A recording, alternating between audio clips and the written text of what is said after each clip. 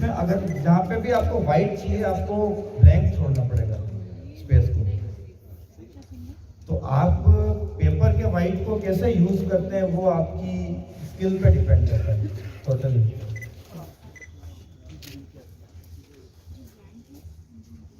जैसे आपको यहाँ जो भी वाइट दिख रहा है ना, इस तरह, हाँ ये छोड़ा हुआ, इसको दूर से देखिए आप।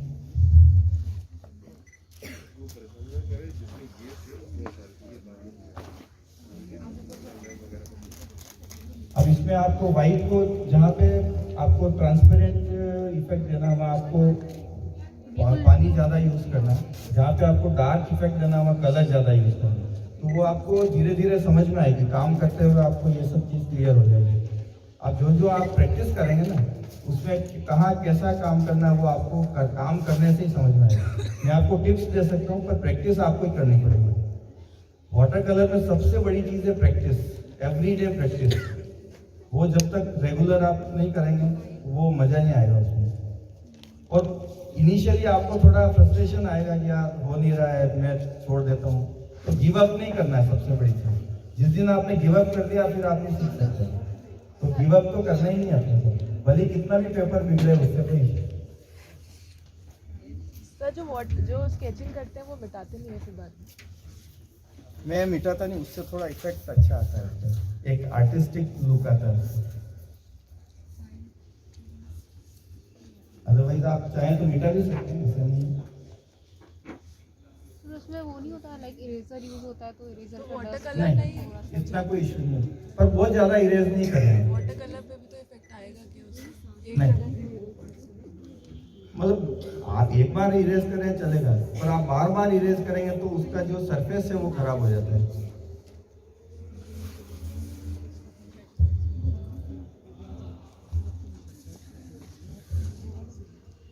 Gonna be bright, come on, सारे come on. जयपुर के ही हैं मॉन्यूमेंट्स। हाँ सारे जयपुर पत्रिका गेट ये आपने मतलब लाइव स्केचिंग की है या नहीं, फोटो ये देखी? फोटोग्राफ से। ये है ना पत्रिका गेट, शेड ले लेना। तो इसमें सबसे बड़ा जो स्किल है वाइट को यूज करने का है। वाइट को आप कैसे यूज करते हैं, क्योंकि जो ट्रांसपेरेंसी होती है वाटर कलर की वो वाइट पे बेस होती है। मतलब आपने वाइट को कैसे यूज किया। अच्छा, वाटर कलर में सबसे बड़ा एक जो लैंडस्केप पेंटिंग होती है उसमें लाइट इफेक्ट का बहुत रोल होता है। लाइट को आपको अगर आप लाइव कर रहे हैं तो आपको पता है लाइट किधर से आ रही है, पर आप जैसे कहीं इमेजिनरी काम कर रहे हैं तो आपको एक लाइट का एंगल फिक्स करना पड़ेगा, मुझे इधर से लाइट चाहिए।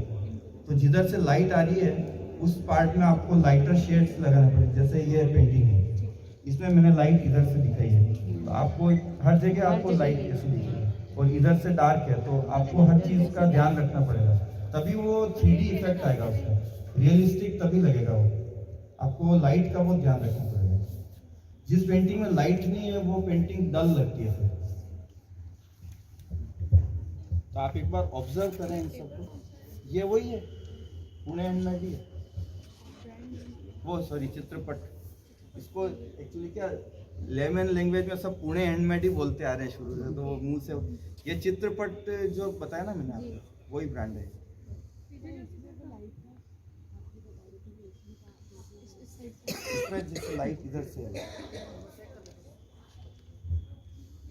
लाइट टू डार्क शेड आ रहा है, तो पूरा लाइट टू डार्क हो जाएगा। इस तरह से जो देखिए वो डार्क होना चाहिए। मतलब जैसे आप इमेजिन करते हैं अपन लाइट इधर से आ रही है तो जो इधर के पार्ट होंगे ना वो डार्क होंगे। ऐसे थोड़ी कि पूरी पेंटिंग ही लाइट डार्क चाहिए। नहीं ऐसा नहीं है, वो जहाँ जैसा, जैसे ये वाला है इसमें लाइट इधर से है तो आपको हर शेडो वगैरह सब वो आपको उसी हिसाब से बनानी चाहिए। उसमें शैडो ऊपर से आ रही है, हाँ धूप उस साइड हाँ, ये यहाँ से आ रही है, जैसे इमेजिनरी लाइट देखते हैं अपन।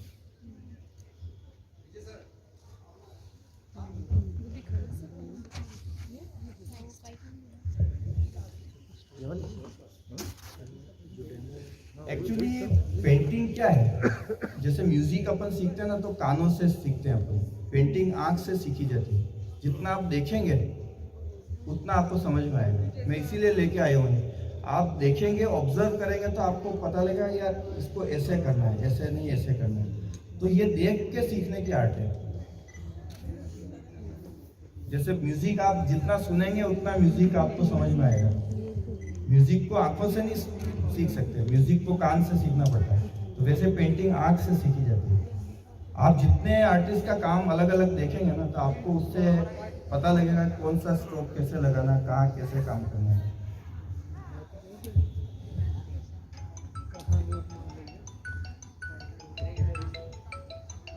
अच्छा मनीष जी, आप ये सर, अभी हम लोगों ने पेपर मटेरियल्स के बारे में डिस्कस किया था। आप भी इसी वर्कशॉप में हैं? आप शायद लेट आए दोनों। पेपर के बारे में डिस्कस किया था एक तो हमने। ये इंडियन हैंडमेड पेपर है जो आपको इजीली यहाँ पे मिल जाएगा मार्केट में। ये तो मैंने हाँ लूज शीट से काटा हुआ है।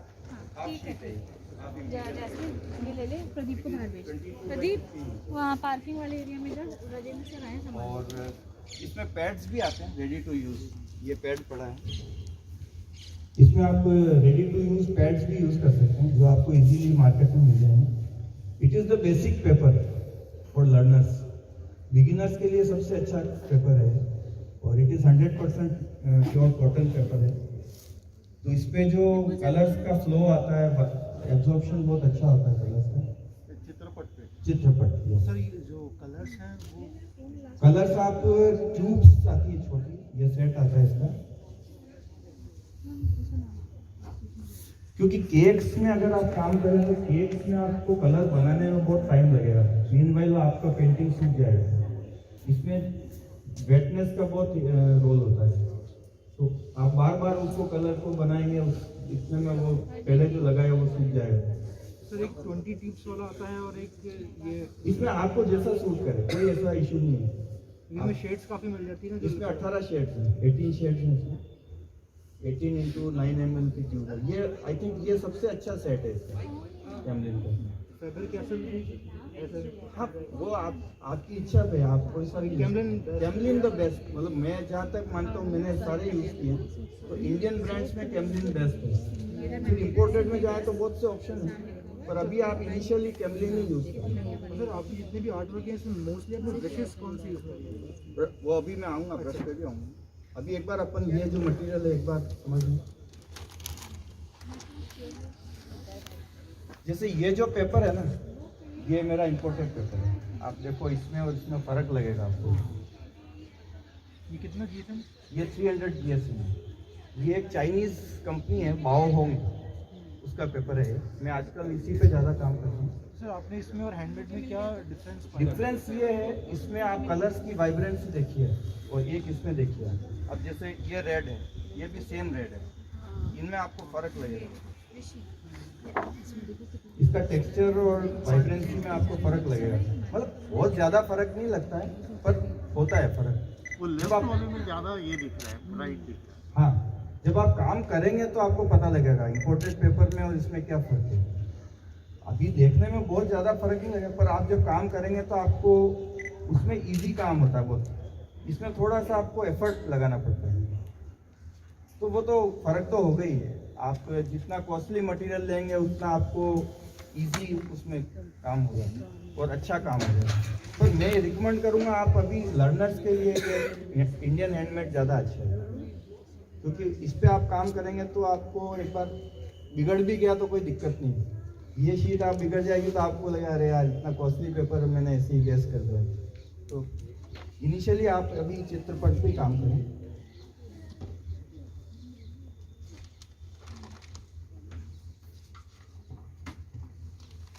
और आई थिंक केक्स आप अवॉइड करें, केक्स में आप काम नहीं।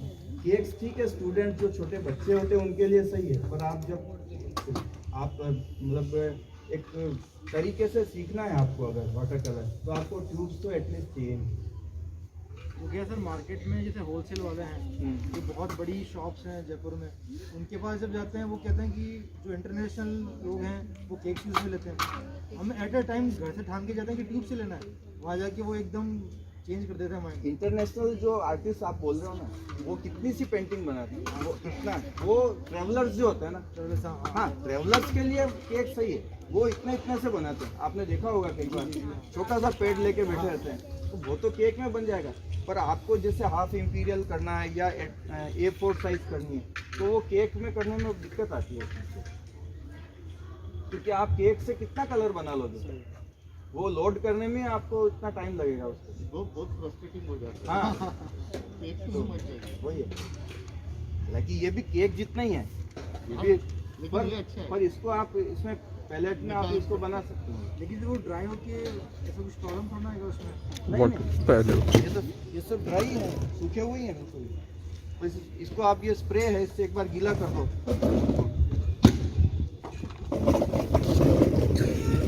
थोड़ा है।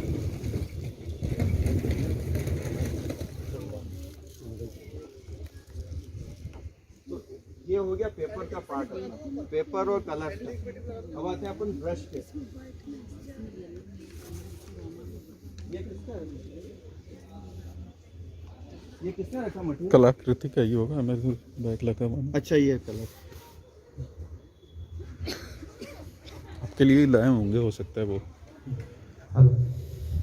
ब्रशेज में जनरली आजकल सिंथेटिक ब्रशेज ज़्यादा चल रहे हैं, क्योंकि नेचुरल हेयर तो आजकल बहुत कम, अलाउड भी नहीं है, बैन हो गया उस पर। बाकी स्टेबल हेयर और स्क्विरल हेयर ज़्यादा चलते थे इंडिया में, तो वो आजकल बैन हो गया है, तो वो आपको मिलेगा भी नहीं, और अगर मिल भी रहा है तो वो मतलब असली नहीं, वो नकली होगा, कुछ उसमें कुछ फ्रॉड होगा उसमें। अगर कोई ये बोल रहा है कि ये रियल में स्क्विरल हेयर है, तो वो अपने को सिंथेटिक ब्रश में ही जाना पड़ेगा। मैं 2-3 ब्रश बताता हूँ आपको। एक आप अमेज़न पे देखेंगे तो ये ब्रश आपको बहुत कॉमनली मिलेगा।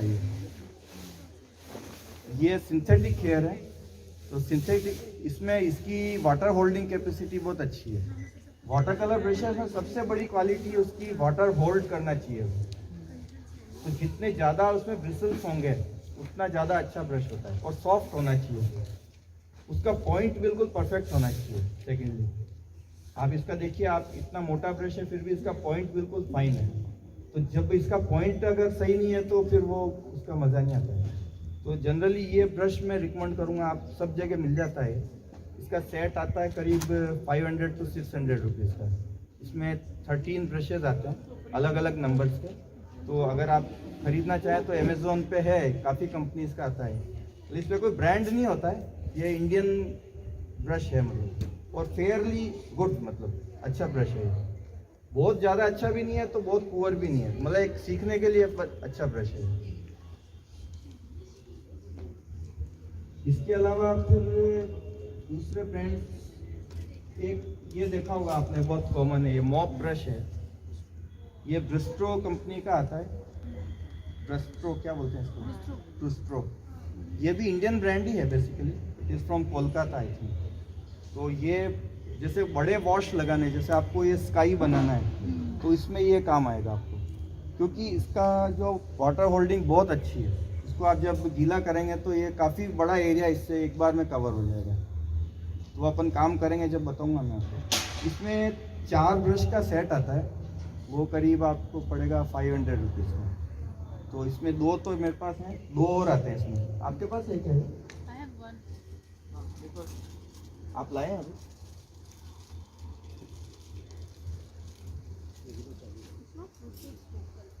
I use only this one. Okay, हाँ ये भी मॉप ही है।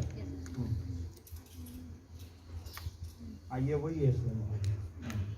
तो इसमें 2 और आते हैं, आपके पास चारों हैं शायद। हाँ सर। तो वो देख लो, आपको जैसा लगता है उस हिसाब से। ये मॉप ब्रश है, ये बड़े वॉशेस के लिए काम आता है। इसके अलावा कुछ इम्पोर्टेड ब्रशेस भी आते हैं, हालांकि मेरे पास तो ज़्यादा नहीं, मैं तो इंडियन में ही काम करता हूँ। ये कुछ दूसरे नेचुरल हेयर हैं। ये एक हॉग हेयर होता है, ये बहुत सॉफ्ट होता है एक्चुअली। मतलब जब आप वॉश लगाते हैं या डिटेलिंग करते हैं तो इसका पॉइंट बहुत अच्छा बनता है तो। और ये बहुत सॉफ्ट है, मतलब इसका वाटर होल्डिंग उससे भी ज़्यादा अच्छा है, और एकदम से सॉफ्ट स्ट्रोक्स जो है ना वो इससे बहुत अच्छे होते हैं। यूजुअली आप इनिशियली ये काम में ले सकते हैं। इसमें सारे नंबर्स आते हैं, फाइन मतलब बिल्कुल बारीक ब्रश भी मिलेगा, इसमें बहुत मोटा भी, मतलब इसमें 13 तरह के नंबर्स हैं, तो वो आपका सब काम इससे हो जाएगा। और या फिर आप ये भी यूज़ करें, ये 2 ब्रश में रिकमेंड करूँगा। और गियर में कौन सा नंबर है सर? ये है 3 नंबर है, और ये तो गिफ्ट किए थे चारकोल का। अच्छा, ये आइडिया नहीं मुझे चारकोल का। ये 1 और 3 नंबर है। वो चाइनीज ब्रश है सर? ये कौन सा? हाँ, ये चाइनीज़ है। ये चाइनीज़ ब्रशेस हैं, चाइनीज़ कैलीग्राफी ब्रश बोलते हैं इसको। तो इसका पॉइंट एकदम से शार्प पॉइंट बनता है इसका। जब इसको गीला करते हैं ना अपन, तो बिल्कुल फाइन पॉइंट बन जाता है इसका, और बहुत सॉफ्ट ब्रश है। हालांकि ये थोड़ा कॉस्टली पड़ता है, तो पर आपकी नॉलेज के लिए बता रहा हूँ कि ये भी आप बाद में यूज़ कर सकते हैं। वो कौन सा ब्रांड है सर इन दोनों का? ये तो क्या, मेरे को किसने गिफ्ट किया था, प्रफुल्ल सावंत क्या वो है। तो उनका सर वो जो सेट है वो ले लें फिर हम? आप वो भी अराउंड बहुत आप अफोर्ड